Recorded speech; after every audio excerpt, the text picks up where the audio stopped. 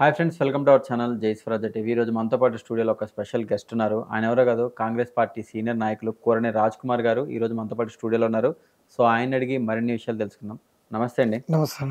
So ఇప్పుడు మన Congress party పాలన చాలా మంచిగా చేస్తుందని బయట మంచి పేరుంది. 6 గ్యారెంటీల విషయంలో కూడా ప్రజలందరూ కూడా చాలా సంతృప్తిగా ఉన్నారని వినిపిస్తుంది. అయితే ఇంకొన్ని గ్యారెంటీలు అమలు కావాల్సిన అవసరం అయితే ఉందన్నారు. అవి ఎప్పటికీ అమలు అవుతాయంటారు? అమలు అయితే అంటే సార్ ఒక్కొక్కటి చేసుకుంటూ వస్తున్నాము. మాకు బడ్జెట్ అనేది లేకుండా చేశారు.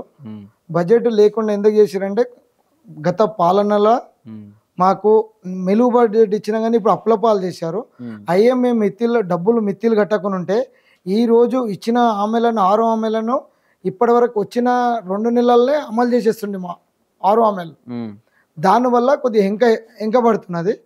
ఎంక పడకుండా కూడా మా రేవంత్ రెడ్డి గారు మా సీఎం గారు ఏం చేస్తుందంటే ఒక్కొక్కటి ఆయన వేసిన స్టెప్పు మడిమే దింపకుండా మాట తప్పకుండా దాన్ని అమలు చేసుకుంటూ తీరుతున్నాడు. మహిళలకు బస్సు అన్నాడు, బస్సు ఇచ్చాడు. మన గ్యాస్ అన్నాడు, గ్యాస్ మా 500 ఇస్తున్నది. 200 యూనిట్లు అన్నాడు, 200 యూనిట్లు మాపవుతున్నది. మళ్ళీ మన ప్రతి రేషన్ కార్డుకు సన్నబియ్యం ఇస్తున్నాడు, సన్నబియ్యం ఇస్తున్నాడు. ప్రతి ఊర్లో చూడండి 1వ తారీఖు నుంచి లైన్లు నిలబడ్డారు, లైన్లలో కొట్టుకుంటున్నారు బియ్యం గురించి. అరే గత హయాంలో ఇప్పటి వరకు జరగలేదు సన్నబియ్యం ఇచ్చేది, ఇప్పుడు రేవంత్ రెడ్డి హయాంలో సన్నబియ్యం ఇస్తున్నాడు, మా కుటుంబానికి చాలా బాగా జరుగుతున్నది అని చెప్పి నాకు కూడా ఉంది, మేము కూడా పోయి ఆ సన్నబియ్యం తీసుకొని తింటున్నాం మేము. అవును, నిజంగా చెప్పాలంటే ఒకప్పుడు రేషన్ బియ్యం అంటే దుడ్డు బియ్యం ఉండేది, కంట్రోల్ బియ్యం అనేది. ఇప్పుడు సన్న బియ్యం ఇవ్వడం వల్ల ఏంటంటే ప్రతి పేదవాడు కూడా సన్న బియ్యం తినడం అనేది ఇప్పుడు చాలా మంచి విషయమే చెప్పాలి. ఎందుకంటే ఇప్పుడు గతంలో ఇన్ని దగ్గర నేను 80 నుంచి చూస్తున్నాను, ఏ ప్రభుత్వం సన్న బియ్యం ఇవ్వలేదు. అలాంటి బియ్యం ఈరోజు సన్న బియ్యం అనేది రేవంత్ రెడ్డి హయాంలో ప్రతి గరీబుని బలు వర్గాలకు అందరికీ అరే వాళ్ళు దొడ్డు బియ్యం తింటున్నారు, వీళ్ళు సన్న బియ్యం తింటున్నారు, అది అమ్ముకున్నారు, అట్లాంటివి రావద్దని చెప్పి ప్రతి ఒక్కరికి రైతుకు 500 బోనస్ లేక డిక్లేర్ చేసి ప్రతి రైతుకు 4 ఎకరాలు 5 ఎకరాలు ఉన్న వాళ్ళకు రైతు బంద్ చేసి వేసుకుంటూ ఆ రైతు సన్న బియ్యాన్ని పెంచి మాకు ఉగాది ఒక పండుగ నుంచి 30 తారీఖు నుంచి సన్నబియ్యం ఇస్తున్నాడు. ప్రతి ఒక్క గరీబునికి సన్నబియ్యం ఇచ్చుకుంటూ వస్తున్నాడు. సన్న కార్డు వరులు ఉన్న వాళ్ళకు అందరికీ సన్నబియ్యం ఇచ్చుకుంటూ వస్తున్నాడు. నలుగురు ఉన్న వాళ్ళకి 24 కిలోలు, 6 మంది ఉన్న వాళ్ళకి 36 కిలోలు ఇచ్చుకుంటూ వస్తున్నాడు సార్.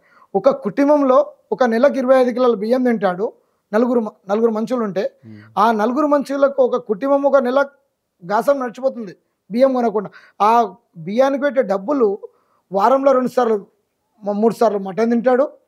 1500 పెడితే ఒక 1/2 కిలో తీసుకొచ్చుకొని కూరగాయలు తెచ్చుకుంటాడు, మంచి కూరలతోటి తినగలుగుతాడు. అయితే ఇప్పుడు మంత్రివర్గ విస్తరణ గురించి మనం మాట్లాడుకుంటే తర్వాత మంత్రివర్గ విస్తరణలో దళిత నాయకులకు అవకాశం ఉందంటారా ఈసారి? 100% ఉంది సార్. మా సీఎం గారు 100% చేస్తాడు మా సీఎం గారు. ఎందుకంటే సీఎం గారు కానీ రాహుల్ గాంధీ కానీ ఢిల్లీకి కూడా వినబడాలి ఈ సూచన. ఎందుకంటే రాహుల్ గాంధీ కూడా వినబడాలి, సోనియా గాంధీ కూడా వినబడాలి.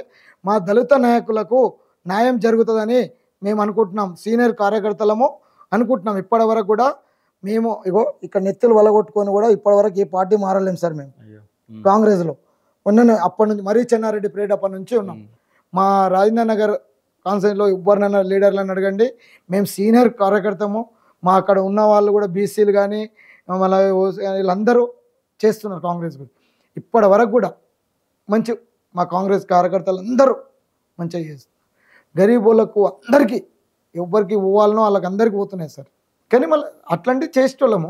ఇప్పుడు కూడా నేను ఒకటి ఏమంటున్నా అంటే నా సూచన ఏంటంటే మా సోనియా గాంధీ కానీ మా సీఎం గారు కానీ మా దళితులకు చేస్తాడని మాకు నమ్మకం ఉన్నది. మంచి చేస్తాడని మంత్రివర్గంలో మా దళితులకు ఇస్తాడని ఇన్ని రోజులు మేము వెంకబడ్డాం. కానీ ఇప్పుడు వర్గీకరణ కూడా 9% ఇచ్చిండంటే మా సీఎం గారు ఒకడే. ఇప్పటివరకు ఏ ప్రభుత్వం కూడా మాకు డిక్లేర్ చేయలేదు. ఇస్తామని చెప్పి కూడా కొట్టేశారు. కానీ మా రేవంత్ రెడ్డి ముందుకు వచ్చి మా అసెంబ్లీలో 9% అమలు చేసినాడు. ఢిల్లీలో దాని గురించి రావాలి, అది కూడా అయిపోతుంది. మా రేవంత్ రెడ్డి తలుచుకున్నాడంటే మా దళితులకు మంచి జరుగుతుంది సార్. బీసీలకు కూడా జరుగుతుంది సార్. బీసీలకు అన్యాయం అవుతుంది అంటున్నారు కానీ బీసీలకు కూడా అన్యాయం కాదు, బీసీలకు కూడా న్యాయమే జరుగుతుంది. అండ్ మీరు కాంగ్రెస్ పార్టీలో ఎన్నాళ్ళ నుంచి ఉన్నారా అండి? ఈ కిందాక దెబ్బ చూపించారు కదా, అది ఎలా అది తగిలింది? ఏమైందంటే సార్, అది మన మరి చెన్నారెడ్డి పీరియడ్లో మేము చెవిలలో మీటింగ్ పెట్టి వచ్చాం సార్. ఉమ్, ఉమ్, మీటింగ్ పెట్టేసి వస్తే ఆ మీటింగ్లో మేము వస్తుంటే జొన్నాడలా చిన్న లప్పుడైంది సార్. ఉమ్, టీడీపీలోకి మా కొట్లాటలు అయినాయి. ఉమ్, మా లారీలలో వస్తే రాళ్ళ తీసుకొని కొట్టి మమ్మల్ని అటాక్ చేశారు సార్. ఉమ్, మీటింగ్ అయిపోయినాక ఉమ్, చెట్ల కింద దాంట్లో కింద పడేసి కొట్లాడి వచ్చారు. ఉమ్, అట్లా కొడుతుంటే మేము పడి ఉరికొచ్చాం సార్. ఉమ్, నెత్తులు వల్ల కొట్టుకొని రాళ్ళతో కొట్టారు వాళ్ళు టీడీపీలు అప్పుడు. ఉమ్.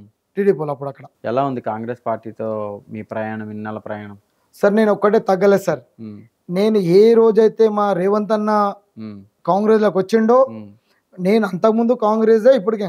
మా రేవంత్ అన్న వచ్చినాక ఉమ్, ఎట్టు పరిస్థితిలో గద్దె దించుతున్నాం, కేసీఆర్ను గద్దె దించినాం. ఎవ్వరు ఏమి మాట్లాడకుండా ఎవరు, నేను డైరెక్ట్గా డిక్లేర్ చేశాను. గతంలో రాకముందే మా అన్నకు పిసిసి రాకముందే నేను మా ప్రభుత్వం పదవిలోకి వస్తున్నది, పదవి రాకపోతే నేను చనిపోతానని చెప్పాను సార్. నేను ఉమ్, అక్కడ పోలింగ్ అవుతున్నది, పోలింగ్ అవుతుంటే కూడా అక్కడ వేరే వాళ్ళు, వేరే పార్టీ వాళ్ళు అందరూ ఉమ్, మీరు సీఎం ఓడిపోతున్నాడు, సీఎం ఓడిపోతున్నా అంటే కూడా నేను ఒక్కటే అన్నాను, మీరు ఊర్లు ఇష్టపెట్టి వెళ్ళిపోతారా లేకపోతే ఊర్లో ఉంటారా మీరు అని అడిగాను సార్. నేనేమన్నా అంటే పలాని డేట్ నాడు పలాని టైం వరకు మేము సీఎం అవుతున్నాము, 60 సీట్ల నుంచి 64 సీట్లకు మేము సీఎం అవుతున్నాము, చూసుకోండి. నేను బుద్ధివెల్లా ఉన్నాను, బుద్ధివెల్లి ఇష్టపెట్టి వెళ్ళిపోతాను, నేను త్యాగం చేసుకుంటానని చెప్పిన, బతకనని చెప్పిన ఊర్లో. నేను ఉమ్, మా సీఎంను గెలిపించిందాక నేను నిద్రపోలేదు సార్. ఉమ్, 271 రోజు ఫాస్టింగ్ చేసినాను, మా కాంగ్రెస్ ప్రభుత్వం రావాలి తెలంగాణలో అని. ఉమ్. తెలంగాణ ఇంకా పడిపోతున్నది, అంతా బడాబాపులది అయిపోతున్నది అని చెప్పి, మా రేవంత్ అన్న వస్తే బాగుపడుతుంది అని చెప్పి నేను దాని గురించి 2029 ఎలక్షన్స్లో ఈసారి కాంగ్రెస్ ఎన్ని సీట్లతో గెలవబోతుంది అనుకుంటున్నారు? సార్ నేను చెప్తున్నా సార్, ఇప్పుడు 150 సీట్లు అయ్యేది ఉంది, 150 సీట్లు అమలు అయ్యేది ఉందని. ఇప్పుడు నేను ఒకటే చెప్తున్నాను సార్, ఇప్పుడు కూడా చెప్తున్నా, గతం ఇప్పుడు ఉన్నది కాదు, ఇప్పటికీ డబల్ వస్తాయి మాకు. 83 సీట్ల నుంచి 90 సీట్లు వస్తున్నాయి సార్. మేము 100% మళ్ళీ మేమే ప్రభుత్వంలోకి వస్తాము, మేమే గెలుస్తాం. ఇదే మా రేవంత్ అన్న త్యాగము, ఇదే మా మాట.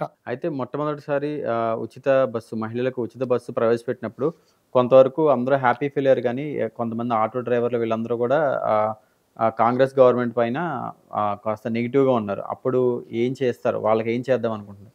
ఏం చేద్దారనుకుంటున్నామంటే సార్, సిటీ అవుట్ కాస్ట్లో ఇప్పుడు ఏమందంటే సిటీలో ట్రాఫిక్ జామ్ అవుతున్నది. ఉమ్, ఆయన ప్రభుత్వం, ఆయన సీఎం గారు ఉమ్, ఆయన తీసుకున్న డిసిషన్ బాగుంది, చెప్పేది ఉమ్, 12,000 అదే అని అన్నాడు, ఉమ్, అది కూడా చేసి తీరుతాడు. ఉమ్, వీళ్ళు ఏమవుతుందంటే మాకు బడ్జెట్ లేకంలో ఎంకబడుతున్నాం అంతే. ఉమ్, ఇప్పుడు ఆ డబ్బు మాకు ఇంత నష్టపోకుండా మిత్తిలు కట్టకపోతే, ఈ మిత్తిలు కట్టకుండా ఉంటే ఉమ్, మేము ఈరోజు ఆలోకిచ్చిన ఆమెను కూడా ఇచ్చేస్తుండే. అదే. ఒక ఆడబిడ్డ అనేది సార్, ఒక గరీబోళ్ళు, ఒక పేషెంట్, ఒక అమ్మ బాగాలేకపోతే, అక్క బాగాలేకపోతే, సీరియస్ ఉందంటే, ఒక హాస్పిటల్లోనో, ఒక మన ఎక్కడ ఊర్లనో చనిపోయిందో చేసిందో పోనకపోతే, ఇక్కడ బతుకు తెరుగు వలస వచ్చిన వాళ్ళందరూ ఫోన్ చేస్తే నేను రాలేకపోతున్నా, చేయలేకపోతున్నా, డబ్బు లేదని అన్నవాళ్ళు, ఇలా అట్లాంటి వాళ్ళు కూడా ఉదయం భర్తకు చెప్పి భర్త పోకున్నా కానీ భార్య పోయి వాళ్ళని ఆదరించి వాళ్ళని పలకరించి వస్తున్నారు. ఎవరు? ఆడబిడ్డ పోయి ఉమ్, ఎలా ఉన్నాడు, ఏమున్నాడు, పోయి ఒక రోజు ఉండి, లేకుంటే సాయంకాలం వరకు భర్త వచ్చే వరకు ఇంటికి వచ్చడము. ఇలా 200 కిలోమీటర్ 180 కిలోమీటర్ దాకా ఫ్రీ పోతుందంటే ఒక మహిళా తల్లి గారు ఒక్కసారి ఆలోచించాలండి. ఇది అందరు కలిసి మహిళలు ఒక్కసారి, మీకు చేసిన మేలు ఏ సీఎం గారిని చేయలేడు, రేవంత్ రెడ్డి చేశాడు తెలంగాణ రాష్ట్రంలో. మీరు చాలా ఆయనను ఎంత చేసినా కానీ కొంతమంది ఉడుకులు దొడుకులు ఉంటాయి, ఇట్లా నన్ను ఆ మాటలు పట్టుకొని మీరు ప్రశ్నించకండి. కానీ రేవంత్ రెడ్డి గారు ఆడపిల్లలకు ఏం చేయాలనుకున్నాడో అన్నీ ఒకటొకటి చెప్పి చేస్తున్నాడు. దాని గురించి మీరు ఆలోచించి మాట్లాడండి.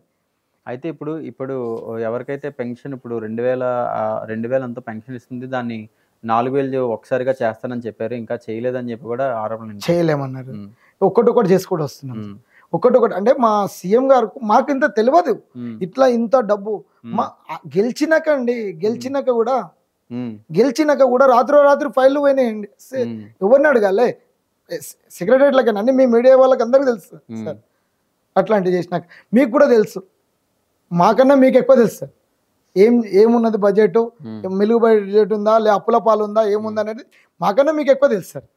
అలాంటిది మీరు చూస్తూనే ఉన్నారు. మిమ్మల్ని నాకు క్వశ్చన్ వేసినా కానీ మేము ఏం చెప్పలేకపోతాం మీ దగ్గర. ఇప్పుడు ఆయన చేస్తుండంటే మీకు కూడా కొద్దిగా గొప్పనో మీకు తెలుసు ఏ సీఎం ఎట్లా చేస్తున్నారు తీసుకొచ్చి. మేము ఇచ్చిన హామీలు అయితే అమలు చేస్తున్నాం కదా. మీకు 6 హామీలు కాకపోతే అప్పుడు అడగండి, మేము కొద్దిగా చెప్తాం జవాబు నీకు. మడిమే తప్పడు మడిమే తింపడు సార్. ఇచ్చిన మాట కట్టుబడి ఉంటాడు మా సీఎం గారు. ఎప్పుడు కూడా ఏ దాంట్లో కూడా తగ్గడు మా సీఎం గారు. ఇంకోటి మా దళితులకైతే ఏం చేయాలనుకున్నాడో అది చేసి తీరినాడు. దాంట్లో నేను ఎప్పుడైనా సిద్ధమే. ఆయనకు రుణపడి ఉంటాను నేను మా దళితులకు. కేసీఆర్ 2 వర్గాలను చేసిండు, మాదిగోళ్ళను 2 వర్గాలు చేసిండు. టీఆర్ఎస్ వర్గం చేసిండు, ఇక్కడ మాదిగ వర్గం చేశాడు. కానీ ఒక్కసారి మందకృష్ణ మాదిగ గారు కూడా మా సీఎం గారికి కృతజ్ఞత చెప్పాడు మొన్న. ఆయన చేసింది ఏమీ ఎవ్వరికి అన్యాయం జరగకుండా చేస్తాడు. ఒకటి సార్, రాజేంద్ర నగర్లో మాకు ఇచ్చిన 66 మంది పట్టదారులకు మా కాంగ్రెస్ ప్రభుత్వము పట్టాలు ఆయన చేతితోటి ఇవ్వాలని మేము అనుకుంటున్నాము. అక్కడ అందరికీ న్యాయం జరగలేదు. ఆ న్యాయాన్ని కొద్దిగా తెలుసుకొని సీఎం గారి చేతులతోటి ఒకసారి సర్వే చేయించుకొని దాని గురించి చర్చించాలని మా సీఎం గారికి ధన్యవాదాలు చెప్తున్నాను సార్. నేను తప్పకుండా రాజ్ కుమార్ గారు మీ గురించి మా ఛానల్ సరాజీ మా టీవీ వల్ల నేను చెప్తున్నాను. ఇది ఒకటి మీరు సీఎం దృష్టికి తీసుకెళ్లాలని నేను అడుగుతున్నాను సార్. తప్పకుండా రాజ్ కుమార్ గారు, thank you so much. Me valuable టైంని మా ఛానల్కి ఇచ్చినందుకు thank you so much. Thank you sir. ఒక్కసారి మా చిన్న నాయకులను మీరు పిలుచుకొని మమ్మల్ని పిలిపించుకొని ఏరియా వైజ్లో పిలుచుకొని చిన్న కార్యకర్తలు అన్నా మీ గురించి మేము త్యాగం చేసినాము, 271 రోజు నీ గురించి మేము ఫాస్టింగ్ చేసి నువ్వు గెలవాలని చెప్పి మేము ప్రతి ఒక్కరితోటి ఛాలెంజ్ చేసి ఆ ఛాలెంజ్ని మేము నిలబెట్టినాము. మీ తల ఎక్కడ దించనీయకుండా మేము నిలుపులో పెట్టినాము. ఇదే దీనివల్ల మమ్మల్ని కొద్దిగా గ్రహించండి అన్న, మమ్మల్ని పిలిపించుకోండి. మీరు మీ యొక్క ధన్యవాదాలు.